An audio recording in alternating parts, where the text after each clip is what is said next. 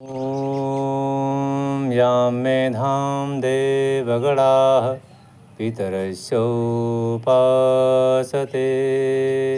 तया मामद्य मेधयाग्ने मेधाविनं कुरु।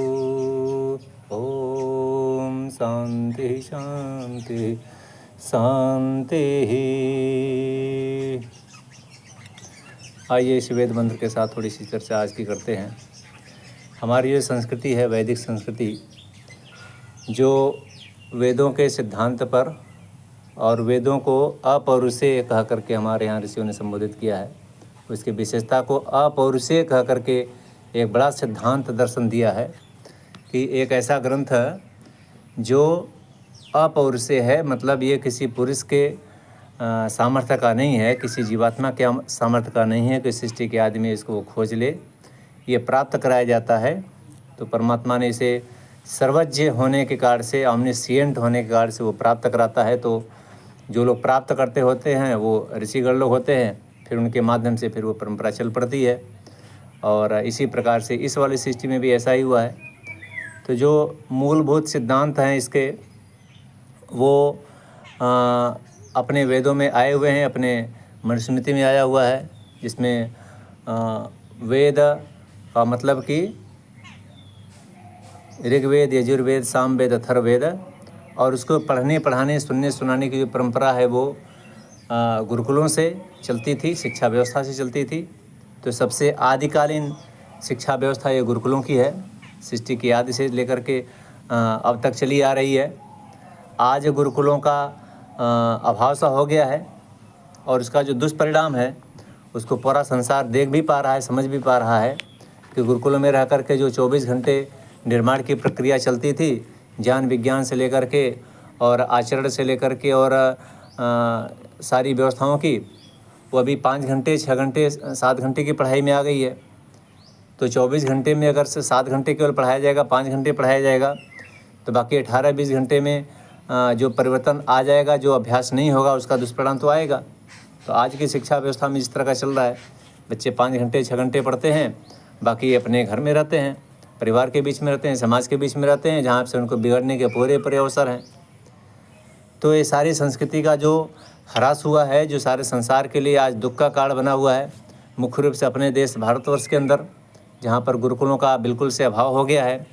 महर्षि दयानंद के पुरुषार्थ से उनके जो महनीय शिष्य लोग हैं, उनके द्वारा जो स्थापित गुरुकुल हैं, जो आज चल रहे हैं सैकड़ों की संख्या में, जो थोड़ा मोड़ा प्रकाश आपको दिखाई पड़ रहा है, जो अच्छाई दिख रही है, वो महर्षि दयानंद के कार्य से, बलिदान के कार्य से, क्रांतिकारियों के बलिदान के कार्य से, और जो श्रेष्ठ विद्वान आज के समय में गुरुकुल चला रहे हैं देश के अंदर, उनके कार्य से है। और लाखों की संख्या में जो स्कूल, विद्यालय, कॉलेज चल रहे हैं, वहाँ से 5 घंटे 6 घंटे में जितना कुछ हो सकता है परिवर्तन, वो हो रहा है। लेकिन जो बिगाड़ हो रहा है, जो बच्चों को सीखने जानने को अवसर नहीं मिल रहा है, उनके जीवन का उद्देश्य उनको नहीं पता चल रहा है, तो वो आज की शिक्षा व्यवस्था के कार्य से है। हमारी शिक्षा व्यवस्था में था कि हम 25 साल तक पढ़ेंगे, फिर 25 साल तक मतलब 1/4 गृहस्थ में जाएंगे, उसके बाद फिर जैसे ही हमारी संतान की संतान हो गई, शुरुआत हो गई, तो अपने पैर पे खड़े हो गए, तो फिर हम छोड़ करके फिर उसको निकलते हैं, वानप्रस्थ में जाते हैं। और वानप्रस्थ में फिर वहाँ से योग्यता क्षमता विकसित हो गई, वैराग्य आ गया और परिवार का मोह समाप्त हुआ, तो फिर हम पूरे संसार को अपना परिवार बना के संन्यास में भी चले जाते हैं। तो आश्रमों की व्यवस्था खंडित हुई है, गुरुकुलों की व्यवस्था खंडित हुई है, जिसके कारण से आज समाज में इतना ज़्यादा चारों तरफ भ्रम और समस्याएं खड़ी हुई हैं। तो जो विधर्मी लोग हैं वो भी कपड़े रंगा कर निकल रहे हैं, वो भ्रम फैलाने के लिए, कोई विद्या देने के लिए थोड़ी निकल रहे हैं। वो तो चूँकि हमारे इस पीले वस्त्र का बहुत महत्व है, तो वो जानते हैं कि ये पहन के जाएंगे तो लोग हमारी बातों में आ जाएंगे। फिर वो निकल करके अभी मध्य प्रदेश से लेकर के उधर उत्तराखंड में इतने सारे लोग पकड़े जा रहे हैं। तो ये सब अनाचार क्यों फैल रहा है? अपने समाज का भी, आर्य समाज का स्थापना का 150 साल हो गया, तो 150 साल में हम लोग अभी मतलब इतना नहीं कर पाए हैं कि अपने समाज से, अगर 150 साल में इतने हज़ारों हमारी समाजें हैं, पूरे देश भर में हैं, लाखों की संख्या में हम वानप्रस्थी सन्यासी बना सकते थे। लेकिन हमने इसको जो है अपने जो व्याख्यान में मंचों पर बैठ कर के इसको वहाँ तक रोक के रखा है, और परिणाम ये हो रहा है कि हम खुद ही अंधेरे में हैं कि हमें क्या करना चाहिए। हम खुद यज्ञ नहीं कर पा रहे हैं और हम खुद दिनचर्या अपनी पंच महायज्ञ को पालन नहीं कर पा रहे हैं, तो फिर हम समाज को क्या दिशा देंगे, समाज को क्या बताएंगे। फिर तो उल्टे उल्टे लोग घूमेंगे। इतने लाखों की संख्या में जो साधु सन्यासी घूम रहे हैं कपड़े रंगाए हुए और तमाम तरह के नशे में भी उलिप्त हैं, और ऊपर से अभी दूसरे जो विधर्मी लोग हैं ये भी आ जा रहे हैं साथ में उनके काम को और आगे बढ़ाने के लिए। तो हम सभी को अगर महर्षि दयानंद को श्रद्धांजलि देनी है, उनको ठीक प्रकार से नमन करना है और आर्य समाज के 150वां वर्ष ठीक प्रकार से मनाना है, तो इसमें रास्ता कोई और नहीं है। पुनः से अपनी व्यवस्था को आगे बढ़ाना पड़ेगा। जो गुरुकुली व्यवस्था थी उसको एक ज़िला मिल कर के अगर सारी समाजें एक ज़िले में कई समाजें होती हैं, एक ज़िला पूरा मिल कर के अगर करे तो आराम से गुरुकुल चला सकता है, बिल्कुल चला सकता है। उसके लिए जो करने की ज़रूरत है वो सारे के ऊपर एक मत होना पड़ेगा। अभी हमारे समाजों में ही आपस में कोई संबंध नहीं है। मैंने पूरे देश भर में घूम करके लगभग 400 समाजों का अध्ययन किया है, 200 जिलों में जा कर के और नेपाल में भी जा कर के। तो वो उसमें देख रहे हैं कि आपस में ही सामंजस्य नहीं है। अगर हमारे जितने भी समाज हैं, मान लो 4, 5, 6, 10 जितने भी एक ज़िले में हैं, छोटी बड़ी, कोई वार्षिकोत्सव करवाती हैं, कोई नहीं करवाती हैं, कोई कम है कोई ज़्यादा है, मिलाकर सब लोग अगर चलें तो आराम से गुरुकुल की स्थापना कर सकते हैं और चला सकते हैं उसको। तो और भी दूसरे मत वाले दूसरे पौराणिक लोग भी वो भी चाहते हैं कि व्यवस्था आगे बढ़े। तो जब हम आगे उसको नेतृत्व देंगे तो ज़रूर इसमें काम को हो पाएगा।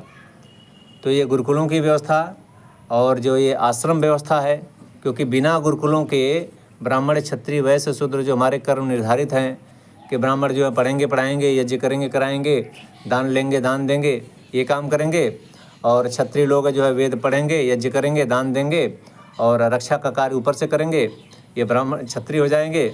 और शूद्र लोगों के जो ये संस्कार विधि में आप देखेंगे तो सारा कुछ लिखा हुआ है।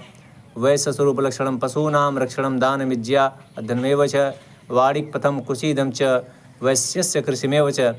मतलब यज्ञ करना और वेद पढ़ना, अध्ययन करना, स्वाध्याय करना और दान देना है तो सबका काम है, तीनों लोगों का काम है, ब्राह्मण क्षत्रिय वैश्य तीनों का ही।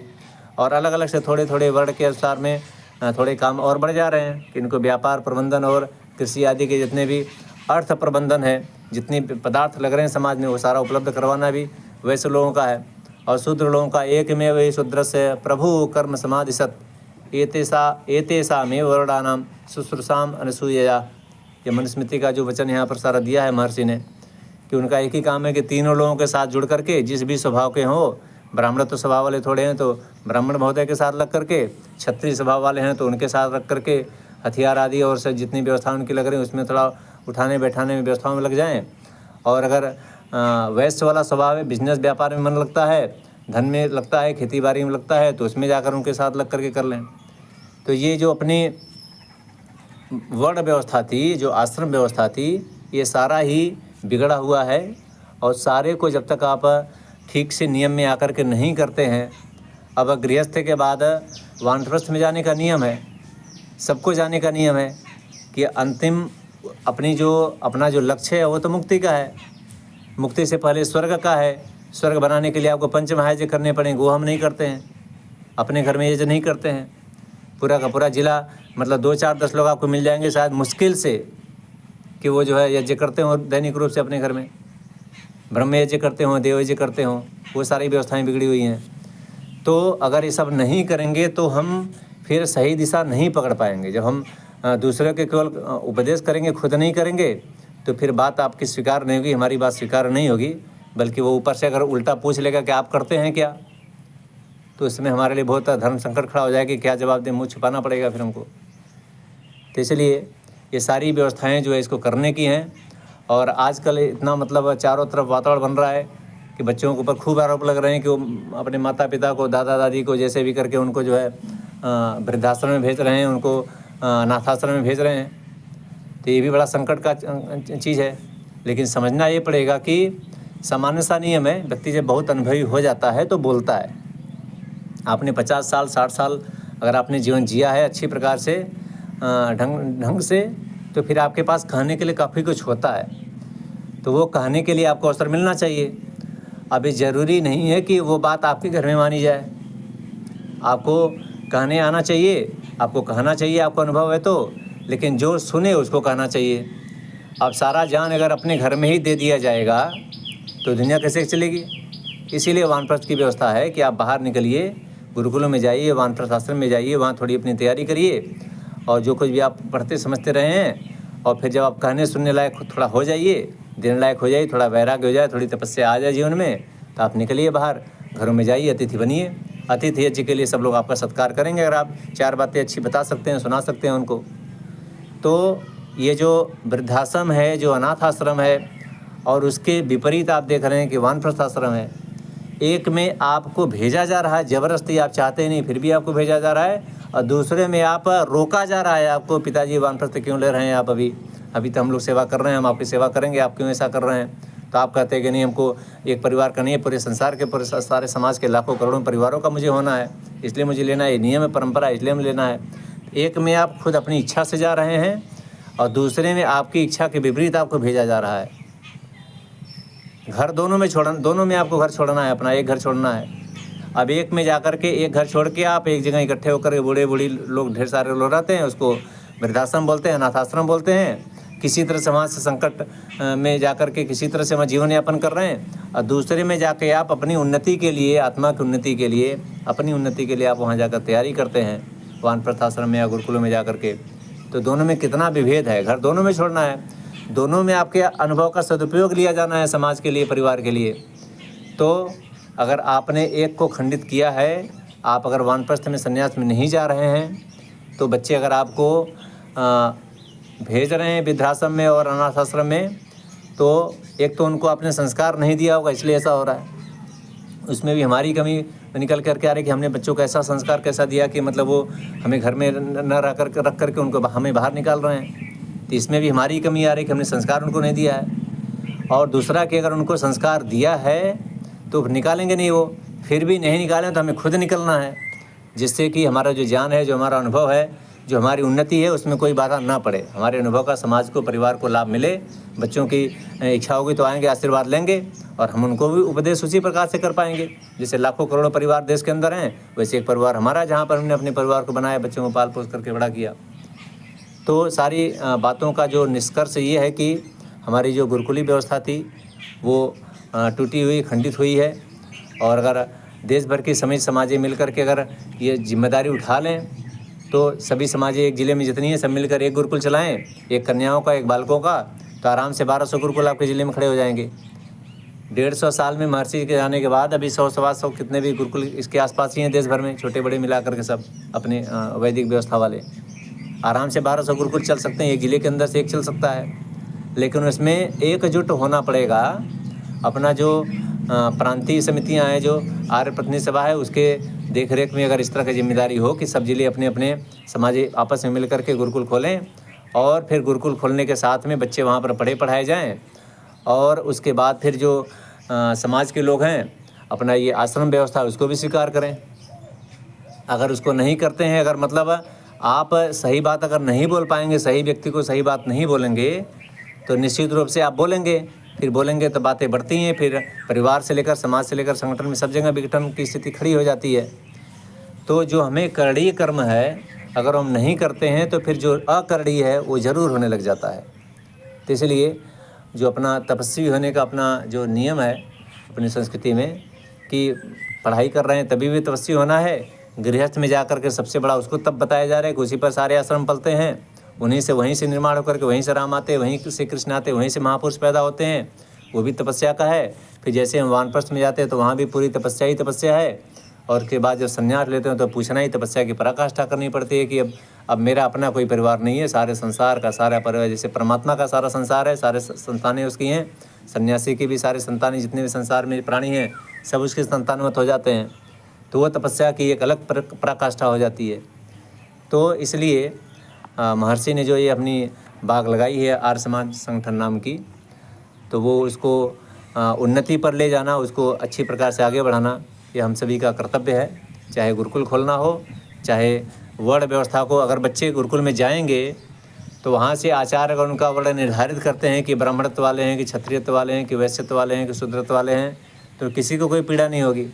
लेकिन आज समाज में देख लीजिए, सब पूरा जातिवाद का जो बोलबाला है केवल इसीलिए है कि कोई किसी की बात सुनने को तैयार नहीं है।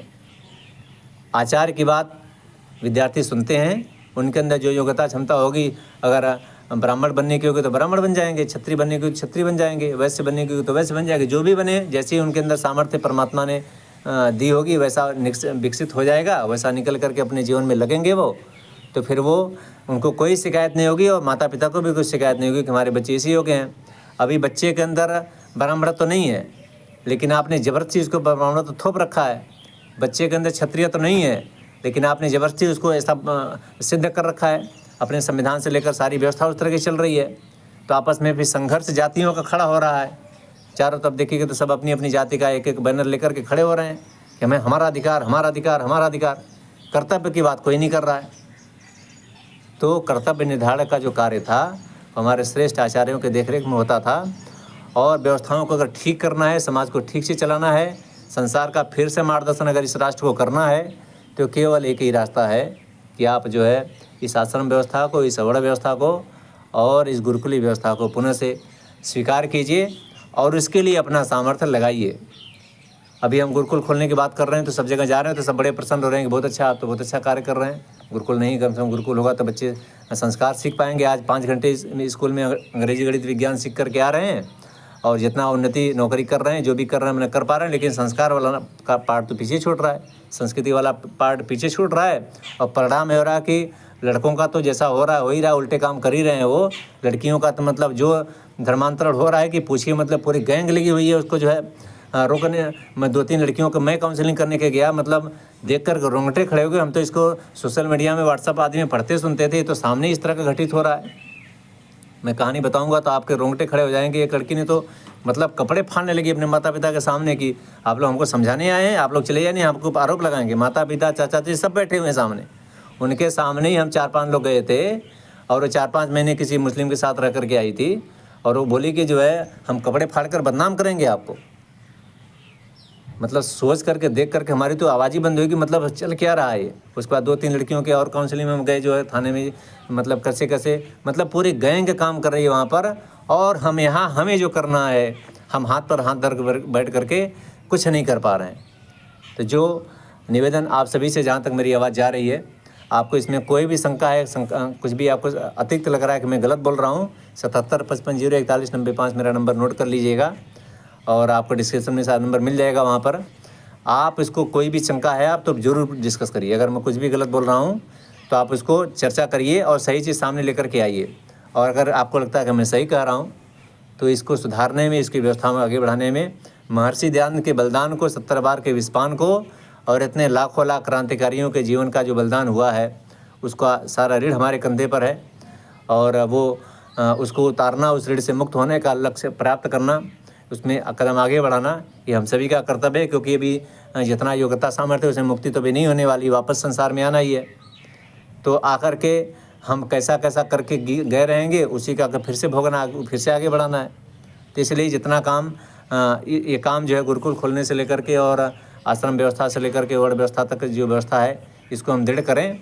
और इसमें जितना काम किए रहेंगे, परमात्मा जो नया जीवन देगा तो फिर वैसे जितना हम काम किए रहेंगे उसी में आगे बढ़ा के देगा।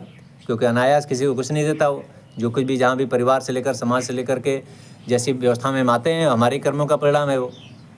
तो इसलिए इस काम को करना है और जितना रह जाएगा उसको आगे अगले जन्म में करेंगे, अगले जन्म में करेंगे।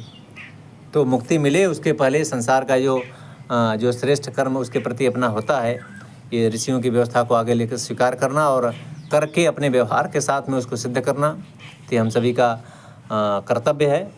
और महर्षि दयानंद के 200 साल पूरे हो गए, आर्य समाज का उनका 150 साल पूरा हो जा रहा है। अगले साल स्वामी सिद्धांत के बलिदान का भी 100 साल हो जाएगा। कितना उन्होंने धर्मांतरण करवाया, लाखों लाख लोगों का शुद्धि करवाई, शुद्धि आंदोलन पूरा चलाया, इसके कारण से उनकी हत्या हुई। और उसके बाद फिर पंडित राम प्रसाद बिस्मिल, इतनी सारी अवगुणों के होने के बाद भी व्यक्ति जब बदलने को तैयार होता है तो कैसे कैसे वो कर लेता है। पूरे क्रांतिकारी जितने समूह थे सबका नेता बन जाता है और यज्ञ करके चढ़ता है फांसी पर, और इस विचार के साथ कि फिर से आएंगे और फिर से अपना काम पूरा करेंगे। तो इस ऋषियों की संस्कृति को सीखना, समझना, जानना और अपने व्यवहार से, अपने कर्तव्य से इसको आचरण में लेकर के आना, ये हम सभी का कर्तव्य है। तो हम सभी महर्षि दयानंद को और उनके बनाए हुए इस आर्य समाज नामक पवित्र आध्यात्मिक, वैचारिक, पारिवारिक संगठन को आगे बढ़ाने में अपना कुछ योगदान दें। इसके लिए आप सभी से निवेदन कर रहा हूँ। और गुरुकुलों की व्यवस्था के आगे बढ़ाने में मतलब जितनी बातें हमने करी हैं, इसमें किसी में भी कहीं से भी आपको कुछ शंका लग रही है, अतिरिक्त बोला हुआ लग रहा है, तो आप बिल्कुल बात कर सकते हैं। जितनी बातें मैं बोल रहा हूँ यहाँ पर, मैं उसको करने में लगा हूँ। और यज्ञ से लेकर के और सारी व्यवस्थाओं को गुरुकुल खोलने से इसमें पूरा अभियान छेड़ रखा हमने। पूर्वांचल जो क्षेत्र है 25 ज़िले का अपना, पूरी उत्तर प्रदेश का। इस बात को मैं जब पढ़ाई कर रहा था एमएससी में, तो मतलब 22-23 साल पहले की घटना है ये। तब मैं उसमें ये सोचा कर रहा था कि पूर्वांचल के लिए काम करना है, और वो चीज़, वो सपना अभी जा कर के इतने 20-22 सालों के बाद जा कर के ये हमारे कर्तव्य में उतर रहा है। तो मुझे इस काम को करने में बहुत खुशी है कि मैं इसमें कुछ कर पाऊँगा। तो आप सभी का भी आह्वान है, आप सभी भी आइए और मिल कर के हम लोग पूरे देश में एक ज़िले में 2-2 गुरुकुल का व्यवस्था आगे बढ़ाते हैं।